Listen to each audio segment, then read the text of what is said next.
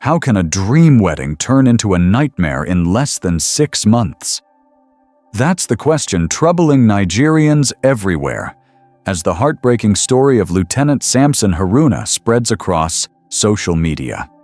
The young Army officer was reportedly set on fire by his own wife inside their home at a military barracks in Akwa Ibom State. Not long ago, videos of their wedding had filled the internet with joy and admiration. The couple looked so happy, smiling, dancing, and holding hands as they promised to love each other forever. Today, those same videos feel like haunting echoes of what was once a beautiful love story. At first, it seemed like a simple, shocking case. Every headline repeated the same claim: wife burns husband alive.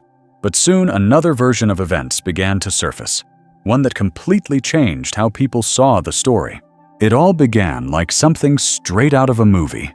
Lieutenant Samson Haruna, a respected Army officer and medical doctor, met Riti, a nurse whose warm smile and calm spirit drew everyone in. Together, they seemed like a perfect match, the kind of couple that made people believe in love again. Their wedding in April 2025 was nothing short of breathtaking.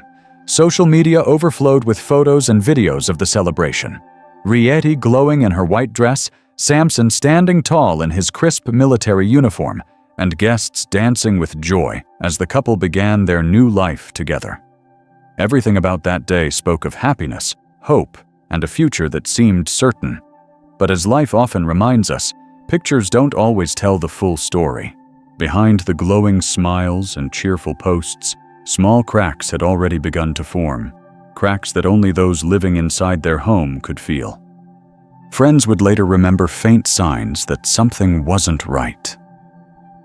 They spoke of Riti's voice sometimes sounding tense, of moments when her smile didn't quite reach her eyes, and of brief silences that hung awkwardly in the air before being brushed aside as tiredness or stress.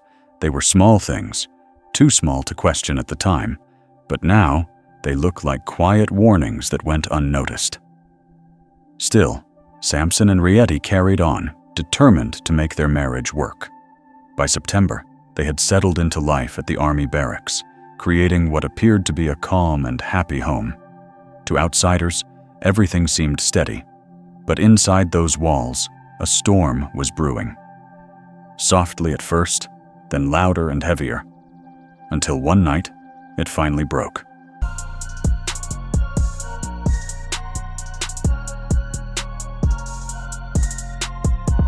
Rumors now suggest that Samson and Rieti's marriage was far from the peaceful picture it appeared to be. People close to the couple, and even Rieti herself, have said that arguments had slowly become part of their daily life. She claimed that her husband had a quick temper, that he often responded to her words with anger, and sometimes with actions that made her afraid. In her version of the story, Samson was the one who always needed to be in control, the man who refused to lose an argument. But others, especially those who served with Samson or knew him personally, describe a very different man. A calm, disciplined officer who was deeply respected by his peers and known for his kindness. To them, it was impossible to imagine him ever raising a hand against his wife. Somewhere between these two versions may lie the truth. Every marriage faces disagreements, but theirs seemed to have turned explosive. And it was during one of those heated moments that something went terribly wrong. According to what circulated online, jealousy may have played a role. People whispered about a message on Samson's phone, a brief exchange with another woman that supposedly started it all. It was a small thing, hardly worth a second thought, but in a home already weighed down by tension, that one text may have been enough to ignite the fire. By the end of September 2025, just 6 months after their joyful wedding, the relationship had reached a breaking point. And on the night of September 22nd, inside their quiet home at the barracks, everything finally went up in flames, both literally and tragically.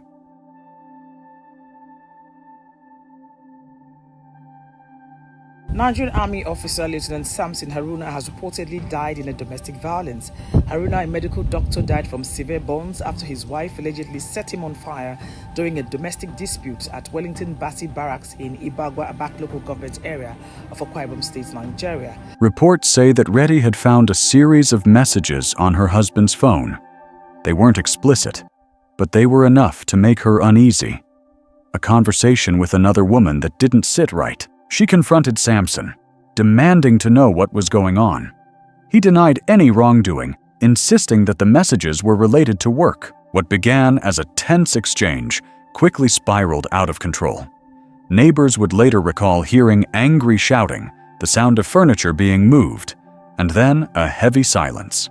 What took place in those next few minutes has become one of the most disputed details of this case. According to the official report, after the argument, Riti left the room, fetched petrol, and poured it on her husband while he slept. Moments later, the house was engulfed in flames. When help finally arrived, Samson had suffered severe burns. He was rushed to the hospital, but his injuries were too extensive. He didn't survive. It's a story that seems clear-cut, a tale of anger, betrayal, and revenge. But Riti Aruna, the woman accused of setting the fire, tells a completely different story, one that challenges everything people think they know about that night. Shortly after the news broke, a voice note began to spread online. It was Riti. Her voice was shaky, emotional, and defensive. In that recording, she said the media had it all wrong. She admitted they had argued that night. Yes, she even said things got physical. But not because she attacked him. She claimed that Samson had been violent in the past, that he'd hit her before, and that she'd even suffered a miscarriage because of it. According to her, the night of the fire began with Samson packing his things to move into another room, a storage space that also happened to contain jerry cans of petrol. During the argument, she said, he knocked one of them over, spilling fuel across the floor. She claimed that he was furious, yelling that he would burn everything down if her family didn't come and take her away. And to prove his point, he brought out a lighter. What happened next, she said, was a tragic accident. When he flicked the lighter to make a threat, the spilled fuel caught fire almost instantly. Within seconds, the entire room was in flames. In her version, there was no deliberate act, no moment of cold revenge, just panic, fear, and a terrible chain of events that ended in disaster. But her story didn't end there. On the 22nd, on the 22nd of September, he came and dropped me off from work.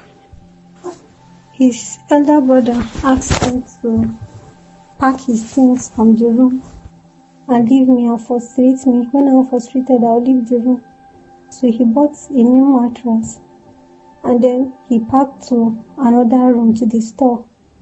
The store had fuel and other things inside. So while he was packing, he accidentally hit the fuel. When he hit the fuel poured in the house.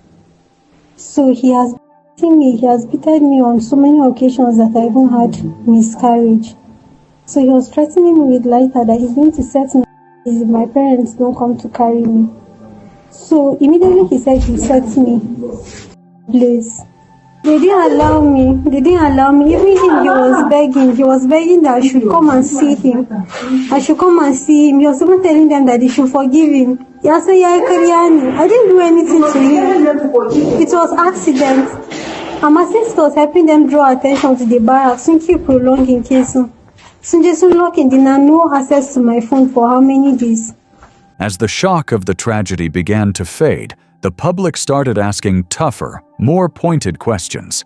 If Riti's version of events was true, how had she managed to escape without a single injury? How could someone be in the same room as a sudden explosion of fire and walk away completely unharmed? Investigators couldn't ignore that detail. They knew that when petrol is used indoors, flames spread at lightning speed. Even the smallest spark can turn a room into an inferno within seconds.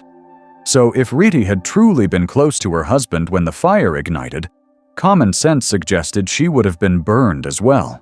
That one inconsistency quickly became the center of public suspicion. Many began to believe that she had poured the petrol on purpose, stepping back before setting it alight. Others went further, suggesting the act had been carefully planned, that even the phone calls she claimed to have made to Sampson's superior were part of a calculated cover story. Skeptics wondered whether those calls had actually been made after the fire, as a way to create an alibi, and as more people listened to her emotional voice note, the internet erupted with debates.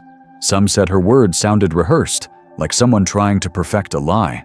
Others insisted she sounded heartbroken and sincere, a woman reliving the worst moment of her life.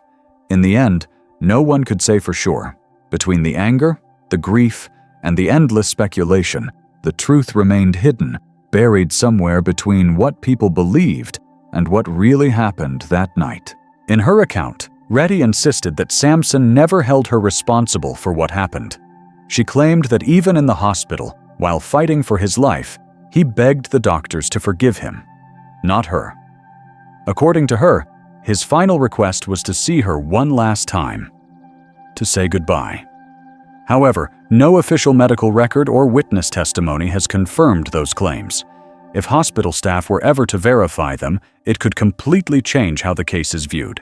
Because if Sampson truly accepted blame in his final moments, it would suggest that the fire, the event that took his life, might not have been an act of murder after all, but a terrible accident born out of anger, fear, and a split-second mistake.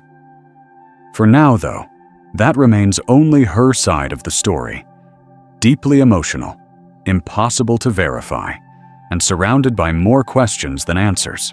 Whether it was deliberate or accidental, the tragedy of that night reveals a painful truth that many families keep hidden behind closed doors. When love begins to fade into suspicion and arguments replace understanding, even the smallest spark can grow into something destructive. This is a story about communication that broke down, emotions that spiraled out of control, and two lives that changed forever in the space of a few short seconds. Stories like this remind us of how fragile human relationships can be, how quickly anger, pride, or silence can destroy everything that once felt unbreakable. It's a sobering reminder that love, no matter how strong it seems, needs care, patience, and understanding to survive. If you've made it this far, I want to hear your thoughts. Was it rage, or was it fear? Tell me what you think in the comments below. And if stories like this keep you thinking long after they end, don't leave just yet. Click here to watch our next deep dive into another case that shocked the nation.